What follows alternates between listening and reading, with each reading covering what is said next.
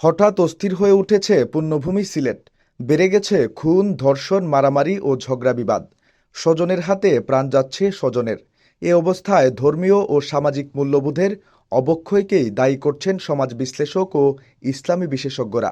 পারস্পরিক মায়া মমতা উঠে যাওয়া, দাম্পত্য কলহ, নির্যাতন ও অনৈতিক সম্পর্কে জড়ানো সহ নানা কারণে পারিবারিক এবং সামাজিক সহিংসতা ও অস্থিরতা সিলেটে সম্প্রতি আশঙ্কাজনক হারে বৃদ্ধি পেয়েছে।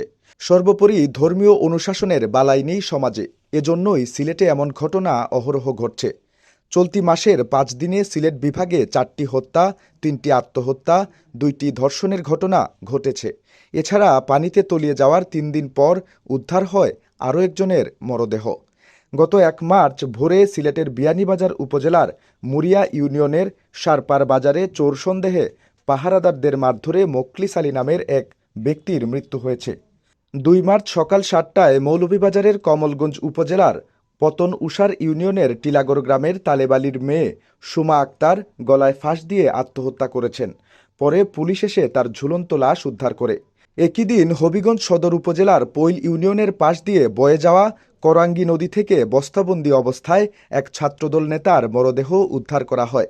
তিনি জেলার বাহুবল উপজেলার সাতকাপন ইউনিয়ন ছাত্রদলের সাধারণ সম্পাদক সাইফুল ইসলাম।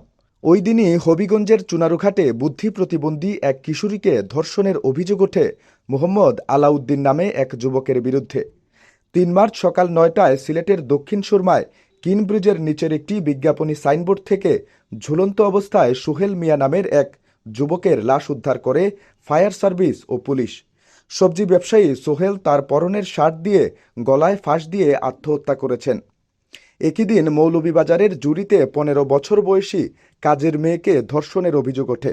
পরে এ অভিযোগে ধর্ষক এবং 2 সহযোগী সহ 3 জনকে আটক করে পুলিশ। এমনকি কিশোরীর মাকে আওতায় নিয়ে 1 মাসে একাধিকবার তাকে ধর্ষণ করা হয়। এদিকে 4 মার্চ সিলেটের কানাইঘাট উপজেলার লোভা নদীর পানিতে ডুবে নিখোঁজ হওয়ার 3 দিন পর ভেসে ওঠে জসিম উদ্দিন নামে একজনের লাশ। মূলত ভারত থেকে চোরাই পথে চিনির বস্তা আনতে গিয়েছিলেন জসিম উদ্দিন সহ 3 যুবক। একই দিন সিলেট মহানগরের শাহজালাল উপশহরে মামার হাতে ভাগ্নে খুনের ঘটনা ঘটেছে। ওই দিন দুপুরের দিকে শাহজালাল উপশহর ই ব্লকের 2 নম্বর রোডের একটি বাসায় এই ঘটনা ঘটে। পরে রাত 11:30টার দিকে দরজা ভেঙে পুলিশ লাশ উদ্ধার করে।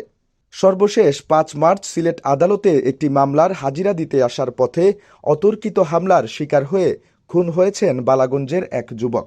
সকাল 8:30টার দিকে সিলেটের ফেঞ্চুগঞ্জ উপজেলার উত্তর কুশিয়ারা ইউনিয়নের রুকনপুর গ্রামের জাবে মসজিদের পাশে এই হামলার ঘটনা ঘটে। একই দিন সকালে সুনামগঞ্জের ছাতক উপজেলার গোবিন্দগঞ্জ নতুন বাজারস্থ রামপুর গ্রামের আব্দুল গফুরের ছেলে আব্দুল আমিন গলায় দড়ি দিয়ে আত্মহত্যা করেন। 12 বছরের রিপ্লেসমেন্ট গ্যারান্টি নিয়ে তানভীর মেটালই প্রথম বাংলাদেশে। তানভীর মেটালের স্মার্ট পণ্য ব্যবহার করুন, স্মার্ট হন। সিলেটে বিরাজমান এমন পরিস্থিতি সচেতন মহলে উদ্বেগের সৃষ্টি করেছে।